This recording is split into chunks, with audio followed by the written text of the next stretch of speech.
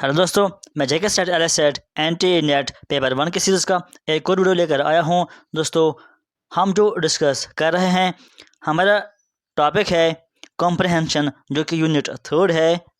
इसमें हमने कल पार्ट 1 डिस्कस किया था।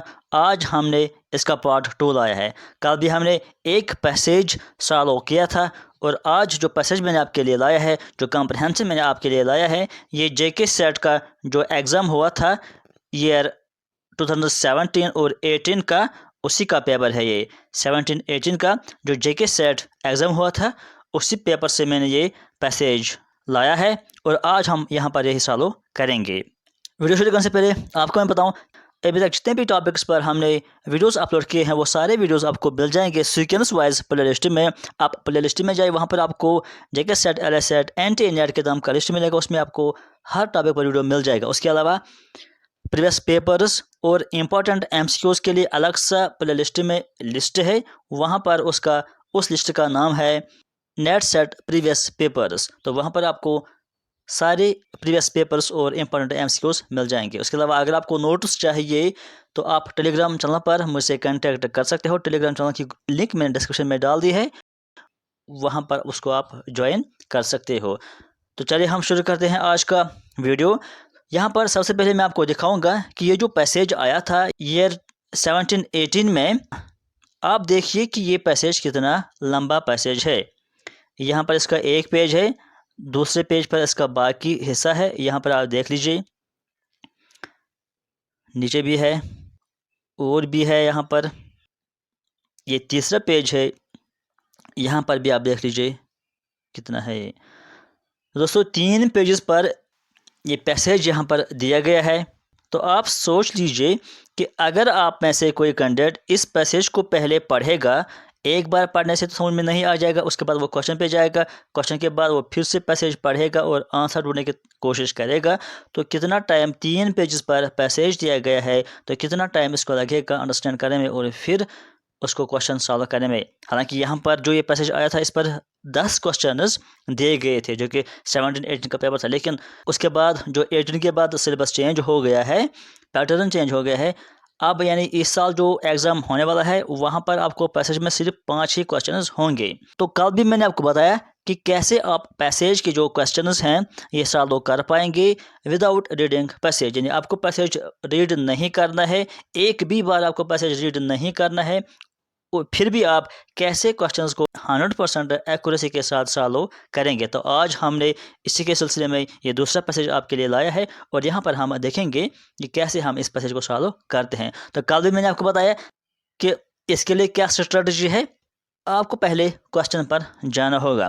तो यहाँ पर भी हम पहले क्वेश्चन पर जाएंगे, पैसेज को हम रीड नहीं करेंगे। तो यहाँ पर जो क्वेश्चन हमारा दिया गया है, क्वेश्चन 51 से इस पैसेज पर बेस्ड है।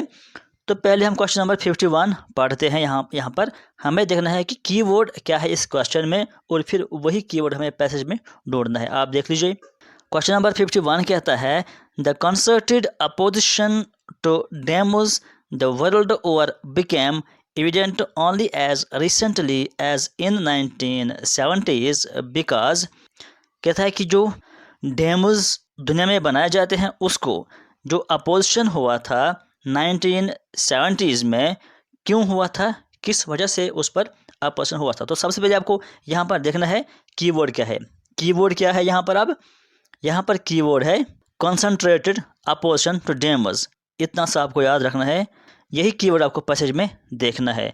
अब चलते हैं स्क्रीन पर और स्टार्टिंग में से हम देखते हैं कि कहाँ पर हमको ये कीवर्ड मिलता है, कॉन्सनट्रेटेड अपोजिशन ऑन डैम्स। आपको पैसेज रीड नहीं करना है, सिर्फ आपको ये वर्ड देखना है। यहाँ पर तो नहीं है, यहाँ पर भी नहीं है, यहाँ पर भी नहीं है। तो हम चलेंगे नेक्स्ट पेज पर। पहले यहाँ पर इसमें देखेंगे, नहीं है, इस साइड में भी नहीं है, यहाँ पर भी नहीं है, यहाँ पर भी नहीं है, इतने में भी नहीं है। तो आप देख लीजिए कि कितना बड़ा पैसेज है यहाँ पर, इसमें भी नहीं है। तो नेक्स्ट पेज पर चलेंगे, इसमें देखते हैं, पहले तो नहीं है। यहाँ देख लीजिए दूसरी लाइन में है, कंसंट्रेटेड अपोजिशन टू देम। हमें यही वर्ड था, keyword concentration opposition to dams. यहाँ पर टू डैम लिखा गया है, डैम का मतलब ये है यहाँ पर डैम्स। अब हम इसको आगे पीछे पढ़ेंगे। इसके साथ ही यहाँ से हम स्टार्ट करते हैं। Whereas dams have a very long history, large scale and concentrated opposition to dam means के to dams is evident only since the 70s। यहाँ पर भी एक और कीवर्ड मिल गया हमको। 1970 की बात हो रही थी क्वेश्चन में। वर्ल्ड ओवर क्यों अपोजिशन हुआ था वो हमें अभी नहीं मिला है, आगे भी हम थोड़ा सा पढ़ेंगे। May be that is because, यहाँ पर हमको आंसर मिलेगा बिकॉज, यहाँ पर आ गया।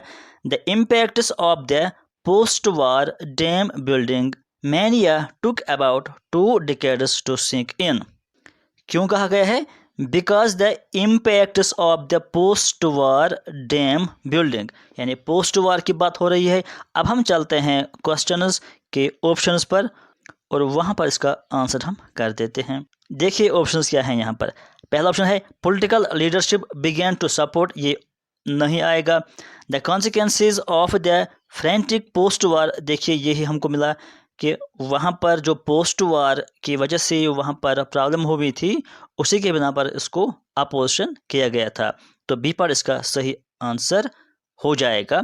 The consequences of the frantic post war dam building began to emerge during this time. तो हो गया।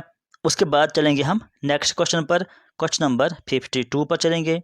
The main objective of the opposition to 120 metre silent valley dam in Kerala was, क्या मेन ऑब्जेक्टिव है opposition के लिए, किसके opposition के लिए? जो कि 120 metre silent valley dam Kerala में बनाया गया था। तो कीवर्ड यहाँ पर देख लीजिए, यही सबसे बड़ा कीवर्ड है कि 120 मीटर साइलेंट वैली डैम, यही वर्ड हम पैसेज में ढूंढेंगे। तो चलिए पैसेज पर चलेंगे।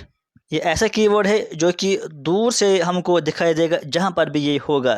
120 मीटर साइलेंट वैली डैम, देखिए इसमें से कहीं पर भी नहीं है ये। दूसरे पेज पर चलेंगे हम। यहाँ पर आपको ये ज़रूरत नहीं है कि आप लाइन बाय लाइन चलेंगे, क्योंकि ये ऐसा वर्ड है कि जो दूर से दिखाई देगा। कोई वर्ड ऐसा होता है कि जो लाइन बाय लाइन हमें चलना पड़ता है, उसके बाद ही वो नज़र में आता है, लेकिन ये वर्ड आपको दूर से नज़र में आ जाएगा। इतने में भी नहीं है, यहाँ पर भी नहीं है। थोड़ा सा और आगे हम चलेंगे, इसमें देखेंगे कहीं पर है कि 120 मीटर साइलेंट वैली डैम, इतने में तो नहीं है। अब यहाँ पर देखेंगे, यहाँ पर भी नहीं है। नेक्स्ट पेज पर चलेंगे हम, इतने में नहीं है, इतने में भी नहीं है। थोड़ा सा और आगे चलते हैं, यहाँ पर नहीं है। यहाँ पर देख लीजिए 120 metre silent valley dam in Kerala, सारा क्वेश्चन जो है कीवर्ड वो यहाँ पर है। अब हमें इसी के आगे पीछे पढ़ना है, तो यहाँ से हम स्टार्ट करते हैं।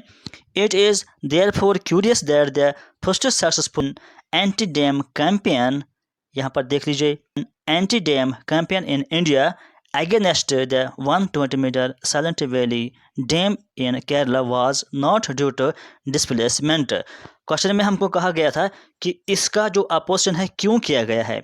यहाँ पर हमको मिला एक पॉइंट कि इसका जो अपोजिशन हुआ था वो इसलिए नहीं हुआ था कि डिस्प्लेसमेंट हो जाए, डिस्प्लेसमेंट की वजह से नहीं हुआ था, तो बट कंजर्वेशन, बल्कि किस लिए, बल्कि कंजर्वेशन के लिए हुआ था। और भी आगे पढ़ेंगे, अनलाइक मोस्ट इंडियन डैम्स, यानी जो बाकी डैम्स होते हैं उनके बरअक्स few people would have been displaced, यानी इस डैम की वजह से बहुत ही कम लोगों को डिस्प्लेस किया गया था, यानी डिस्प्लेसमेंट इसका अपोजिशन का कारण नहीं था। तो फिर कारण क्या था? But it would have destroyed a major rain forest of the country, मगर इसने रेन फॉरेस्ट को बहुत ही हद तक डिस्ट्रॉय किया था। तो इसका मतलब यही है कि इस पर जो अपोजिशन हुआ था, जो एंटी डैम कैंपेन चलाया गया था, वो सिर्फ और सिर्फ इसलिए किया गया था ताकि जो रेन फॉरेस्ट डिस्ट्रॉय हो जाए, उसको डिस्ट्रॉय होने से बचा दिया जाए। तो मेन रीज़न क्या है यहाँ पर? Rain forest destruction. तो आप चलेंगे हम क्वेश्चंस पर। तो यहाँ पर देखिए ऑप्शन, पहला ऑप्शन हम देखते हैं to protect the rain forest, तो यही तो इसका सही ऑप्शन है। अभी तो हमने पढ़ा, हम और भी बाकी ऑप्शन इसमें देखते हैं। जो बी वाला ऑप्शन है, to prevent displacement of people, हमने पैसेज में पढ़ा था कि इसकी वजह से कोई भी डिस्प्लेसमेंट नहीं हुई थी, ना के बराबर वहाँ पर डिस्प्लेसमेंट हुई थी, और डिस्प्लेसमेंट की वजह से इस पर कैंपेन नहीं चलाया गया था। वहाँ पर तो साफ लिखा गया था, तो ये तो हो ही नहीं सकता। अब सी की बात करते हैं, to raise the issue of alternative, इसके बारे में हमको कोई भी बात नहीं मिली है पैसेज में। डी पार्ट देखते हैं, टू डिमांड डेवलपमेंट बेनिफिट्स, ये भी हमको पैसेज में नहीं मिला है, तो ए पार्ट इसका सही आंसर हो जाएगा। उसके बाद हम देखते हैं next question, question number 53, which among the following countries could not be said to have been at the forefront of mega dam building in 1955। ये यहाँ पर 55 नहीं है, ये यहाँ पर एक्चुअली 1995 है। क्यों 1995 है वो मैं आपको आगे बताऊंगा पैसेज में। तो यहाँ पर जो हमें अब कीवर्ड मिला है वो ये है मेगा डैम बिल्डिंग, और सबसे बड़ा यही कीवर्ड हमारे पास है 1995। अब हम पैसेज पर चलते हैं और देखते हैं कि कहाँ पर हमको ये कीवर्ड मिलता है। तो चलिए पैसेज पर। यहाँ पर देखिए डैम बिल्डिंग है, लेकिन हमको देखना है मेगा डैम बिल्डिंग और 1995, तो वो यहाँ पर नहीं है। तो आगे हम देखते हैं, यहाँ पे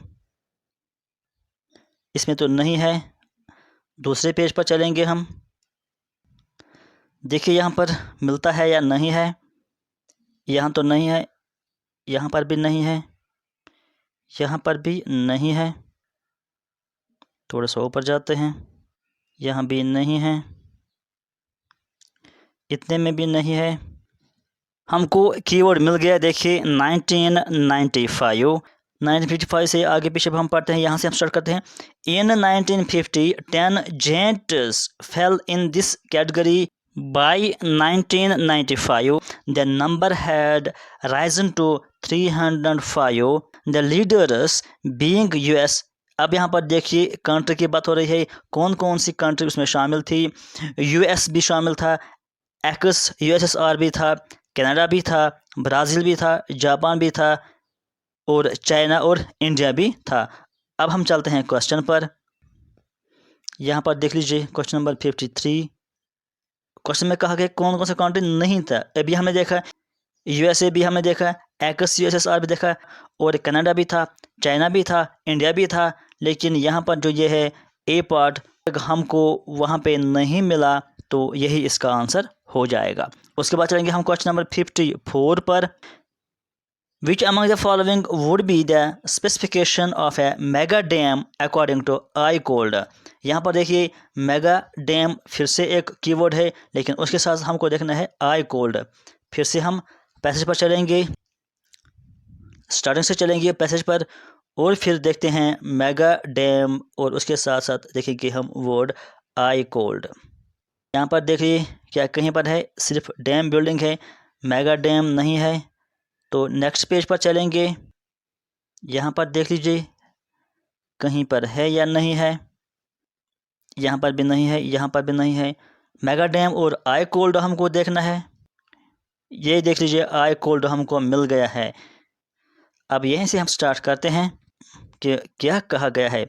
ICOLD यानी international commission on large dams defines a major और मेगा डैम। देखिए कीवर्ड हमको मिला, on the base of either its height at least 150 metres, यानी उसमें क्या क्या खुसूसियत है यहाँ पर सब कुछ बयान किया गया है। उसकी एक खुसूसियत है कि 150 मीटर उसकी हाइट है, और वॉल्यूम जो है at least 15 million cubic metre है, और जो रिजर्वायर स्टोरेज है इन डैम्स की कम से कम एट लीस्ट 25 क्यूबिक किलोमीटर है। और उसके अलावा क्या क्या है वहाँ पर, इलेक्ट्रिकल जनरेशन कैपेसिटी उनमें है एट लीस्ट 1000 मेगावाट। तो इतना ही हमको मिला है यहाँ पर। अब हम चलते हैं क्वेश्चन पर, और वहाँ पे इसका आंसर हम कर देते हैं।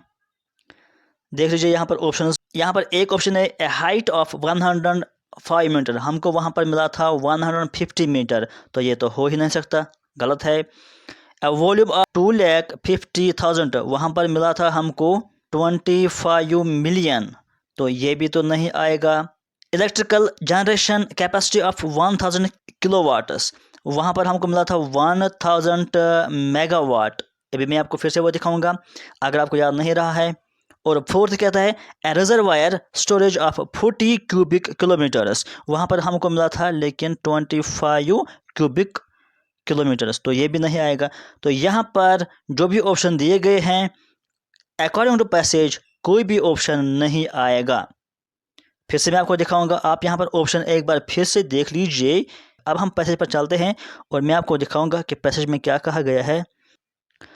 देखिए 150 मीटर्स है, वहाँ पर ऑप्शन में लिखा गया है 105, तो गलत है। रिजर्वायर स्टोरेज यहाँ पर लिखा है 25 क्यूबिक मीटर, ऑप्शन में लिखा गया है 40 क्यूबिक मीटर, तो कहाँ से आएगा। उसके अलावा यहाँ पर लिखा गया है, ये देखिए जनरेशन, इलेक्ट्रिकल जनरेशन, यहाँ पे लिखा है 1000 मेगावाट, ऑप्शन में लिखा गया है 1000, तो वहाँ पर लिखा गया है लेकिन किलोवाट लिखा गया है।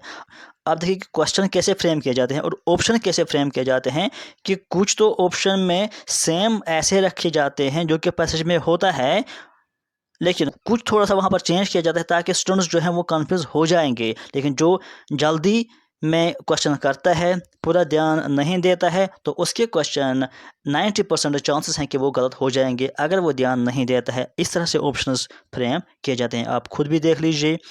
तो यहाँ पर कोई भी ऑप्शन वहाँ सही नहीं हो जाएगा।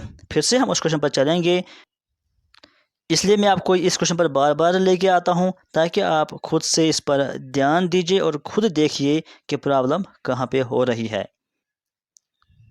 तो देख लिया आपने, ये जो क्वेश्चन है 54, इसका कोई भी ऑप्शन सही नहीं है। और उसके बाद भी अगर आप में से किसी को इनमें से कोई ऑप्शन सही लगता है तो आप कमेंट में ज़रूर मुझे बता दीजिए। हो सकता है कि मैंने पैसेज पढ़ने में कहीं पर गलती की हो। अगर आपने सही किया है, अगर आपको कोई ऑप्शन सही लगता है तो आप बता दीजिए विद रीज़न के साथ कि कौन इसका इनमें से सही है और क्यों सही है, तो फिर मैं उसके बाद फिर से इसको देखूंगा।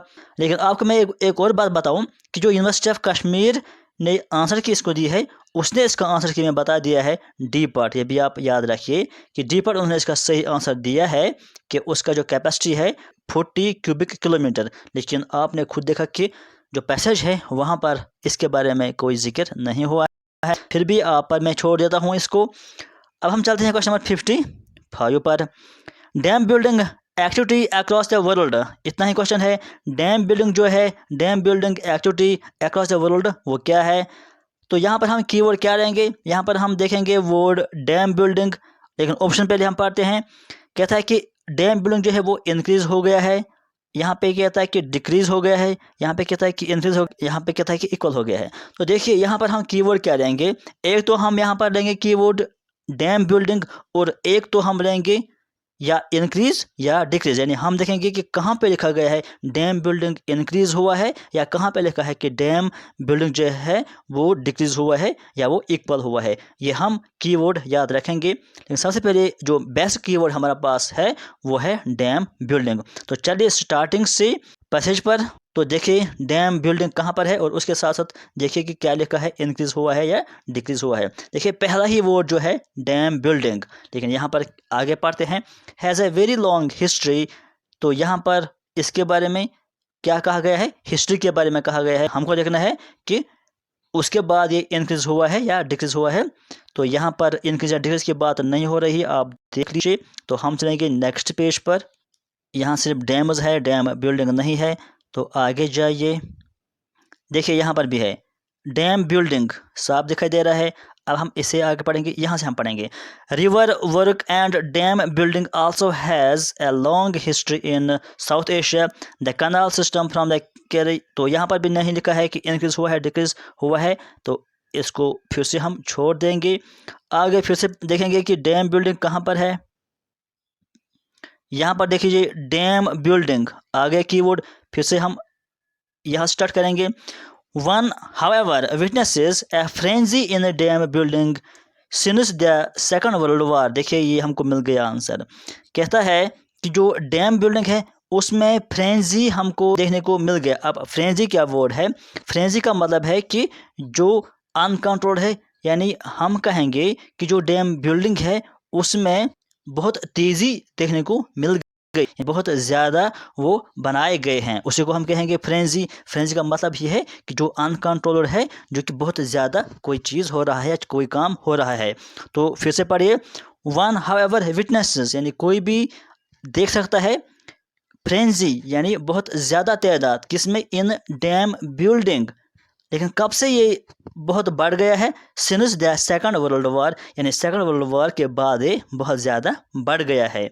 तो अब हम चलते हैं क्वेश्चन पर और वहाँ पर हम देखते हैं ऑप्शंस क्या थे और वही से हम आंसर इसका कर देते हैं। ये है हमारे पास क्वेश्चन, थोड़ा सा इसको क्लियर कर देते हैं। Dam building activity across the world, पहला ऑप्शन क्या था, increase after the first world war, लेकिन जो पैसेज है वहाँ पे कहा गया है वो इंक्रीज हो गया है लेकिन after the second world war, तो ये नहीं आएगा। बी पर देखते हैं, decline and after the second world war, second world war यहाँ पे है लेकिन यहाँ पे वर्ड यूज़ किया गया डिक्लाइन। अभी मैंने आपसे बात की थी कि ऑप्शंस ऐसे फ्रेम किए जाते हैं ताकि जो जल्दबाजी में आंसर करेगा स्टूडेंट वो 90% चांस है कि वो गलत कर देगा। पहले मैं कहा गया था, देखिए पैसेज में हमने देखा कि इंक्रीज हो गया था लेकिन सेकंड वर्ल्ड वॉर में उन्होंने पहला ऑप्शन दिया इंक्रीज्ड। अगर कोई जल्दी में देखेगा इंक्रीज्ड आफ्टर द, तो वो इसी को क्वेश्चन करेगा, लेकिन यहाँ पे वो अगर ध्यान नहीं देगा कि यहाँ पे लिखा है फर्स्ट वर्ल्ड वॉर लेकिन पैसेज में क्या था, सेकंड, सिर्फ ये फर्स्ट और सेकंड वर्ड यहाँ पे क्वेश्चन चेंज कर रहा है। अगर किसी ने यहाँ पे देखा सेकंड वर्ल्ड वॉर तो इस पर अगर उसको ध्यान ज़्यादा गया, लेकिन यहाँ पर अगर ध्यान नहीं गया है, डिक्लाइन यहाँ पे लिखा गया है लेकिन पैसेज में लिखा गया है इंक्रीज या फ्रेंजी, तो ये भी प्रॉब्लम हो जाएगी। उसके बाद थोड़ा हम देखते हैं, यहाँ पे लिखा गया है increase after second world war, तो ये इसका सही ऑप्शन हो जाएगा अकॉर्डिंग टू पैसेज। तो देखिए तो कैसे हमने क्वेश्चन सॉल्व किए हैं, सिर्फ 2 या 3 लाइन्स जो कि कीवर्ड के आसपास होती हैं वही हम रीड करते हैं और पैसेज को हम आंसर कर देते हैं। उसके बाद हम चलेंगे क्वेश्चन नंबर 56 पर। यहाँ पर 10 क्वेश्चन हमें सॉल्व करने हैं लेकिन जो इस साल पेपर आएगा वहाँ पर 5 क्वेश्चन ही होंगे। तो हम चलते हैं 56 पर। बेटर रिवर प्लानिंग, देखिए कीवर्ड यही है, सबसे best keyword better river planning as mentioned here has led to, यानी उससे क्या हुआ है जो कि बेटर रिवर प्लानिंग है। तो कुछ नहीं करेंगे, हम चलेंगे हम पैसेज पर, वहाँ पर हम देखेंगे यही कीवर्ड बेटर रिवर प्लानिंग। तो स्टार्टिंग से हम देखते हैं बेटर रिवर प्लानिंग कहाँ पर है, यहाँ पर नहीं है बेटर रिवर प्लानिंग। इस पार्ट में देखते हैं, इतने में नहीं है, यहाँ पर भी नहीं है, यहाँ पर भी नहीं है, इसमें भी नहीं है। थोड़ा सा आगे हम चलते हैं, इतने में नहीं है, इतने में नहीं है। देखिए यहाँ पर लिखा गया है बेटर रिवर प्लानिंग, देखिए बेटर रिवर प्लानिंग। अब यहाँ से हम स्टार्ट करते हैं। The increase in dam building has not been haphazard, better river planning has implied identifying and setting dams to cover an entire river basin, यानी जो better river planning है इससे क्या होता है, इससे रिवर बेसिन कवर होता है, तो यही यहाँ पे कहा गया है। तो अब हम चलते हैं क्वेश्चन पर और वहाँ पर हम इसके ऑप्शंस देखते हैं। पहले यहाँ पे कहा गया है ऑप्शन में द बेटर रिवर प्लानिंग जो है इससे क्या होता है, अनइम्पेडेड फ्लो ऑफ वाटर, ये नहीं मिला हमको पैसेज में। बी कहता है choking of world's river basin with dams, यानी जो रिवर बेसिन है उसको चॉकिंग होता है, चॉकिंग का मतलब ये है कि वो कवर होता है या वो फिल होता है, तो यही हमको पैसेज में मिला था कि वहाँ पे रिवर बेसिन कवर होते हैं या हम कहेंगे कि चॉकिंग होती है। उसके बाद चलेंगे हम क्वेश्चन नंबर 57 पर। कहता है who among the following wire probably the first dam builders, कौन है जो कि फर्स्ट डैम बिल्डर्स है। तो फर्स्ट डैम बिल्डर्स ये हमारा कीवर्ड है। तो चलिए पैसेज पर, यहाँ से पैसेज स्टार्ट हो रहा है, यहाँ से डैम बिल्डिंग है लेकिन हमें देखना है फर्स्ट डैम बिल्डर्स। देखिए यहाँ पर है फर्स्ट डैम बिल्डर्स, अब कौन है थोड़ा सा आगे हम पढ़ेंगे। Nearly 8000 years old irrigation canals found near the foothills of Zagros Mountains in the eastern side of Mesopotamia suggest that the farmers there may have been the first dam builders। देखिए farmers हैं जो कि first dam builders हैं, लेकिन किसके हैं, Mesopotamia. अब चलते हैं हम क्वेश्चन के ऑप्शंस पर और वहाँ से हम क्वेश्चन को सॉल्व कर देते हैं। देखिए यहाँ पर क्वेश्चन में ऑप्शन में क्या कहा गया है। पहला ऑप्शन है वेरियर्स ऑफ रोम, ये नहीं आएगा। इंजीनियर्स ऑफ श्रीलंका, ये तो कहीं पर हमने देखा ही नहीं है। पीपल ऑफ सिपियन, ये भी हमने नहीं देखा है। फार्मर्स ऑफ मेसोपोटामिया, अगर यहाँ पर सिर्फ फार्मर्स भी होता तो हम तब भी आंसर कर देते। फार्मर्स ऑफ मेसोपोटामिया, तो ये तो हमें साफ पैसेज में मिला। उसके बाद चलेंगे हम क्वेश्चन नंबर 58 पर। क्या कहता है question, which of the following is true of the anti dam strugglers. Anti dam जो कैंपेन हो गए थे उसके रिलेटेड कौन सा ऑप्शन इनमें से ट्रू है। तो हमको कीवर्ड मिल गया एंटी डैम स्ट्रगल। अब हम चलते हैं पैसेज पर, वहाँ पर हम देखते हैं वर्ड एंटी डैम स्ट्रगल। जहाँ से पैसेज स्टार्ट होता है देख लीजिए, एंटी डैम स्ट्रगल है यहाँ पर या नहीं है। इसमें से तो हिस्ट्री है, इसको छोड़ दीजिए। दूसरा पेज यहाँ पर है, ये भी थोड़ा सा हिस्ट्री से रिलेटेड है। यहाँ पर भी नहीं है एंटी डैम। थोड़ा सा आगे हम चलेंगे, इतने में नहीं है। थोड़ा और आगे चलते हैं, यहाँ तो नहीं है। तो इसमें देखेंगे हम, यहाँ देखते हैं, यहाँ पर नहीं है, यहाँ पर भी नहीं है। तो यहाँ पर देख लीजिए, हमारा जो कीवर्ड है हमको मिल गया है एंटी डैम स्ट्रगल्स। अब हम इससे आगे थोड़ा सा पढ़ेंगे। Anti dam struggles in countries with closed political systems also became a symbol for the fight against the system itself. तो ये हमारा यहाँ पर आंसर मिल गया है। अब हम चलते हैं क्वेश्चन पर और वहाँ से हम देखते हैं कि क्या हमको ये ऑप्शन मिलता है या नहीं मिलता है।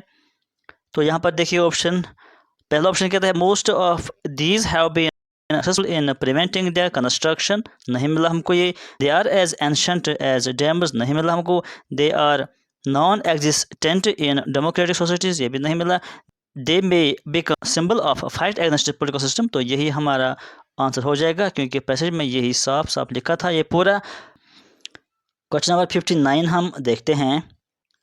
Which among the following countries added the most number of dams to its existing ones within 40 years after 1949? कौन सी कंट्री है जिसने डैम्स में बहुत ज़्यादा इजाफा किया था, किसके बाद, 1949 के 40 ईयर बाद। हमको ये कीवर्ड मिल गया है 40 years आफ्टर 1949।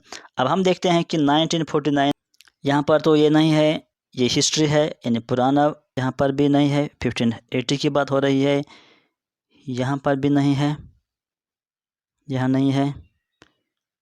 देखिए 1949 हमको मिल गया है। अब थोड़ा सा आगे पीछे पढ़ते, यहाँ से पढ़ते हैं। The frenzy in is most evident in China, यानी चाइना में सबसे ज़्यादा इसमें बढ़ावा मिल गया, यानी बहुत तेज़ी से ये डैम्स बनने वहाँ पे शुरू हो गई। It had 8 large dams at the time of revolution in 1949। 40 years later it had around 1900। तो देखिए चाइना इसका सही आंसर हो जाएगा, यानी चाइना में ये सबसे ज़्यादा बढ़ गया था। ऑप्शन हम देखते हैं कि क्या चाइना है वहाँ पर या नहीं है। यहाँ पर देख लीजिए 59 क्वेश्चन था कि कौन which among the following countries added the most number of dams, किसने बहुत ज़्यादा 1900 उसने ऐड किए थे। तो एक है कनाडा, नहीं है। ई एक्स USSR, ये नहीं है। चाइना सी पार्ट, तो यही इसका सही आंसर हो जाएगा। उसके बाद क्वेश्चन नंबर 60 पर हम चलते हैं। डैम बिल्डिंग क्या है। ऑप्शन देखते हैं, रिसेंट फिनोमिनन या ओल्ड फिनोमिनन या is a recent phenomenon in South Asia या is a recent phenomenon in Europe. Dam क्या है या क्या है, रिसेंट है या ओल्ड है। तो हमको कीवर्ड मिल गया डैम बिल्डिंग। तो हम स्टार्ट से पैसेज पर चलते हैं और देखते हैं डैम बिल्डिंग के साथ साथ क्या कहा गया है, क्या वो रिसेंट है या ओल्ड है। तो पहला ही वर्ड हमको है डैम बिल्डिंग। यहाँ पर हम देखते हैं कि क्या हमको आंसर यहाँ पर मिलता है या नहीं मिलता है। Dam building has a very long history. तो अगर हम इसी बात पर गौर करेंगे, dam building has a very long history, यानी कि ये बहुत पुराना काम है जिसकी हिस्ट्री बहुत पुरानी होती है। इसका मतलब है कि वो बहुत पहले से ही एग्जिस्ट करता है। तो यही तो ऑप्शन में कहा गया। तो हम चलेंगे फिर से वापस क्वेश्चन पर और वहाँ पर ऑप्शन देखते हैं और आंसर करने की कोशिश करेंगे कि क्या है डैम बिल्डिंग। रिसेंट फिनोमिनन है, नहीं है रिसेंट। एंड ओल्ड फिनोमिनन, ये ऐसा काम है जो कि बहुत पुराना है, सही है। तो ये इसका आंसर हो जाएगा। तो आपने देखा कि कैसे हम क्वेश्चन सॉल्व कर रहे हैं विदाउट रीडिंग द पैसेज। अगर हम पैसेज को पढ़ने बैठेंगे तो पूरा पैसेज 3 पेजेस पर यहाँ पर आपने देख लिया कि बहुत बड़ा पैसेज आ गया था, तो उसको रीड करने में कितना ज़्यादा टाइम हमारा वेस्ट हो जाएगा। और जो क्वेश्चंस आते हैं, अगर आप देखेंगे कि पहले पार्ट में कुछ क्वेश्चंस हैं और लास्ट पार्ट में कुछ क्वेश्चंस हैं, बाकी जो बीच में भी एक क्वेश्चन है, तो बाकी जो उसके अलावा जो पैसेज है वो पूरा का पूरा ऐसा है जिसमें से कोई क्वेश्चन नहीं आया है। तो अगर कोई पैसेज पढ़ेगा पहले तो आप देखिए कि कितना टाइम उसका वेस्ट हो जाएगा। तो आप ये स्ट्रेटजी फॉलो कर दीजिए जो मैंने आपको कल भी कहा है और आज भी मैं आपसे कहता हूँ कि पहले आप क्वेश्चन पर जाइए, क्वेश्चन को रीड कीजिए, वहाँ से देखिए कि क्या हमें किसके बारे में क्वेश्चन पूछता है और वही कीवर्ड है हमें, और वही कीवर्ड आप पैसेज में ढूंढिए और उसी के आसपास ही आंसर भी आपको होता है। और एक और बात ये भी है कि आप क्वेश्चन को ध्यान से पढ़िए, क्वेश्चन के ऑप्शंस जो हैं उनको गौर से पढ़े, क्योंकि ऑप्शंस ऐसे फ्रेम किए जाते हैं कि जहां पर एक स्टूडेंट कंफ्यूज हो सकता है, क्योंकि वो क्वेश्चन में भी मैंने आपको बताया कि कहां पर स्टूडेंट्स कंफ्यूज होता है। तो आज के वीडियो में फिलहाल इतना ही। Thank you.